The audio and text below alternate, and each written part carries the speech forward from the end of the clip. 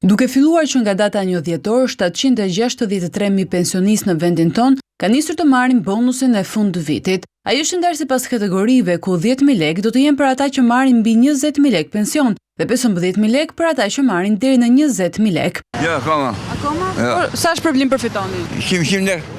Është mjaftueshëm për ju? Çfarë mund të bëni me ato para? Dalë të përnë. E mon pensioni, për qa pensioni dhe u lanë gjithë borgje. 150 ja dash ti borgj, se kisha këtyrve borgj. Zdej, invalid e jam.